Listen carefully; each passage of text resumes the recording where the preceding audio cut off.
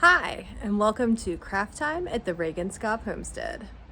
All right, today, folks, is going to be all about gardening. We've been working on some major projects. I'll give you a quick tour, and then we'll get in the garden and get it cleaned up because it's kind of a mess. In our previous videos, I showed you some of the paths that Adam was working on, and I just thought I'd show you the final garden path. It's really sweet. We've got this planted. There is mostly ornamentals that we just liked. Gotta have a Japanese maple. But there are a couple edibles in here. That is a bush cherry right over here. I've got 2 of those. So we're expecting those to grow up. And then a lot of things to attract pollinators before we get down to the veg garden down here, which we'll be working in a little bit after I give you the rest of the tour. Other things that you might have seen on our Instagram, if you've been watching, was our shade path down to the greenhouse. I love this. As you can see, the chickens made a great escape yesterday, and I stopped to clean up for that. But this is great. It goes down to my potting shed, which I use all the time. As you can see, I've got some Egyptian walking onions here I'm drying that I'm going to mail out next week. And Adam's trying to walk through. Wave. You know he doesn't like to be on video, but this is his awesome pathway that he made me. And then the other part of the projects is this new awesome hammock area underneath our deck. And he's gonna finish it off with yet another path so that my bougie self can walk barefoot without ever getting my feet dirty around the entire house. So I expect this really ugly space to be transformed in the coming weeks. But while he's finishing up the brickwork, I did help move over 1,600 bricks. I'm gonna get back in the garden. Obviously, I'll be here to help if he needs it.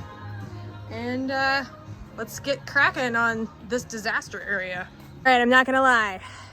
The veg garden is pretty neglected right now. Yeah. I'm gonna turn around and show you, and I'm not gonna make excuses other than I've been working on other areas in the yard, and we had a big rain shower, and I neglected this last week, and it is a flippin' disaster. I'll show you what looks good in a little bit, but right now we're gonna look at this nightmare. Let's pause here and just look at this mess. All right, now it's cleanup time.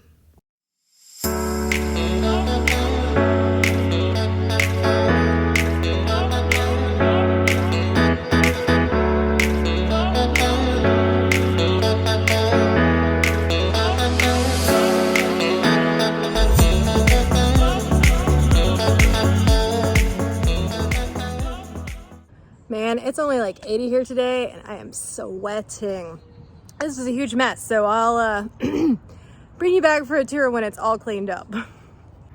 Oh, I am only maybe a quarter of a way through the veg garden, and I don't really know what I'm gonna do here because I'm running out of compost space, though once I turn all this in with all the wood chips from the coop clean out last week, 2 weeks ago, should be fine. But wow, that's a lot of green. There were a few little pumpkins and squash, but I'm hoping that trimming all that back will actually put some more energy into the fruit too. I did get a lot of baby squash to eat tonight, which will be tasty, but there wasn't as much fruit as I would think. So you can see a little bit now here. I've got a lot of weeding to do. Not as much because the squash kind of block it out, but here I have my one sad lone corn plant. So we're going to get this weeded and get the other corn that I started in the greenhouse away from the groundhogs and squirrels in. And then we will tackle the rest of this nonsense and weeds, and get some second summer crops in, some carrots, beets, maybe some more soybeans. We're in an edamame kick. And yeah, so let's get it moving. All right, garden's looking much better now. As you can see, there's actual pathways again, and now I've gotten a chance to really get in there. I mean, there's some beautiful things growing. Like, check out this little pumpkin hiding under here. The calendulas are starting to bloom. I even have some awesome red okra growing in the squash, so it's coming along nicely. Yeah, so we're gonna go ahead and get this corn planted up, and then get some ground cover on this. I think in one of my other videos I might have mentioned that I'm trialing pine straw this year. I was able to find some pretty cool EDU articles where they had tested how pine straw actually, if it makes the soil acidic or not. And from the findings, it really doesn't. Or if it does, it's going to take, you know, a decade. Apparently by the time this actually breaks into the soil, then you don't get the acidity that you would get, say, in a pine tree. So I'm going to keep a monitoring on the soil and see if I find that's true. If I do get it too acidic, then I'll add some lime later. But I was excited to try this. I usually do straw and then have to pull wheat all summer. So far, I am loving it. But I'll do another video about that probably entirely. All right, let's get back to planting the corn, take 2. Well, here are my corn babies. I have never started in the greenhouse, but I just got tired of the squirrels digging up the corn. So, yeah, I got some roots. I have literally no idea if this is gonna work or not, but we'll see. But I didn't have to worry about a groundhog eating them or a squirrel digging up the corn seeds and eating them, which has been the problem all spring. All right, so you'll have to excuse the chicken in the background. I am also going to interplant, you can see here my tiny little corn plants right here, with these. This is, let me see, sweet corn double red. And they were literally giving it away at So True Seed because it has horrible germination rates. So I figure, what the hell? I'm just gonna plant it in a trench between all of these corns. It's supposed to be short and stocky, and at worst case scenario, maybe a couple will come up and I'll have some additional pollination here. So I actually plant a lot of corn in a small spot. This whole bed will be filled. It'll be popcorn down there, sweet corn on this end, and that worked really well last year. So hopefully we'll do good again. So let's get to planting the rest of this bed, and maybe some of this will come up. It's free seed, so who cares? Just gonna really fill it in there and I'll thin it out if more of it comes up than expected. But yeah, here we go. All right, so this looks much better. The corn is planted again. And hopefully we will have time for harvest. It is still early June, so we've got some time for that. And I left this one corn, which was probably a mistake because it's gonna tassel before everything else. Ooh, fingernails. But you know, it was the one lone survivor, so I guess we'll just see where that goes. But yeah, so now the squash are all cleaned up. The pumpkins are all cleaned up, except for this weed right here that we're gonna pretend we didn't see and miss earlier. There's always another weed. And pumpkins are all cleaned up. Melons are going up with the grapes, which I'm super excited to find that we have grapes growing. I think these were cheapo vines from Stark or Gurney's, one of the lesser expensive companies, and I got a white seedless and a purple seedless for the kids, and a native muscadine. And the white and purple, this is just year 2, and they have grapes, so crazy. Was not expecting that. But again, this is all looking good. We just have to tackle this nightmare up here.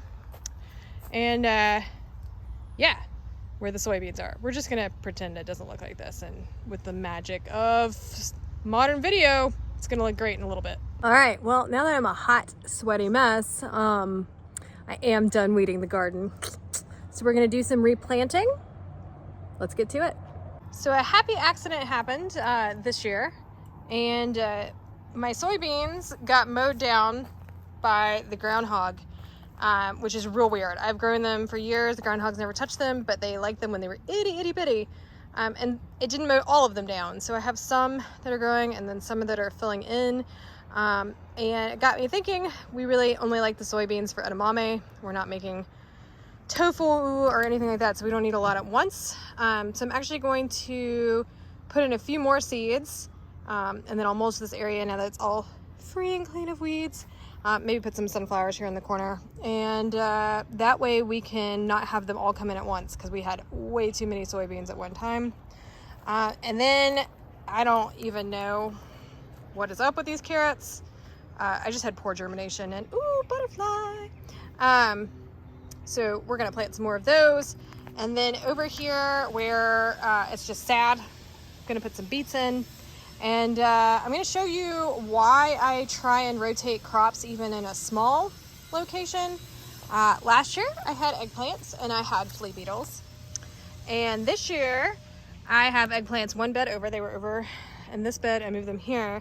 And the flea beetles are crazy. Crazy, crazy, crazy. I mean, look at this. And I should have powdered for DE, and I might, because they're starting to die off and they're getting new leaves. So I think the flea beetles have slowed down. If you don't know what a flea beetle is, it's right here. Yeah, squish it, it's a little black. Oop, and they jump like fleas. There you go. And this is why I say crop rotation matters. We're gonna go walk up to the front veg garden, which is in raised beds. There's the espalier orchard. Take a little tour with me. I should have my stabilizer on so you all don't get the bumpy sick ride, but well, here we go. So over in this bed, I also have eggplants, and I have never grown eggplants up here. And I want you to see the difference. So I think I can make those live back there, but it's way easier to not fight the flea beetles by just moving things around. So, yep. That's why even if you can manage a small amount of crop rotation, you can see, not very far away, makes a huge difference in your pests. But anyway, back to the seeding up. So carrots, beets, and some more soybeans. Oh my. Ugh, I did my own cardinal sin. As you can see right here, when I was putting things in, I did this number. Notice that just says soybeans. I have 2 types of soybeans. I don't know which one is which right now. Let's get that out of the way. So when I put more soybeans in, I'm just going to have a mix, which I just hate because I like to know which ones I have, and if they do well, I can remember to buy that one, the same ones next year. But no, I did soybeans. Wonderful, just wonderful. Oh my God, you gotta be kidding me. I want to kill spring me. I put lettuce, carrots, beets. I never updated that because all 3 of those didn't go in there, and I have no idea what carrots I planted. All right, folks, that 100% should not have been like that, but now we're all back and good with a couple hours worth of work. We got the soybeans reseeded. I've just lightly mulched those.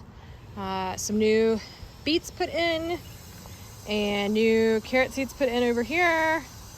And then, by the way, if you wanted to know, these are Jubilee watermelons, and those are Liloana melons. If I'm butchering that and that's your melon, I'm so sorry. And then back here we have Petite Gris melons and the unbelievable mini pumpkins of death. The kids love these, so I grow them for fall, and they always take over the garden, so I don't know why I expected anything different this year than that. And then we have the Rampananka, and apparently I put some honey nut squash in here, so I don't know, y'all. It all just looks like squash to me. Replanted some okra. Got some okra growing in here, and then we've got all the corn babies. So, and we've got loofahs going up the back. I always grow loofahs. They're real pretty. They will hit their stride in about a month and be insane, kind of like the grapes. But yeah, so thanks for coming and hanging out and cleaning up the garden with me. We'll go check in and see a couple of the other couple Saturday projects are going.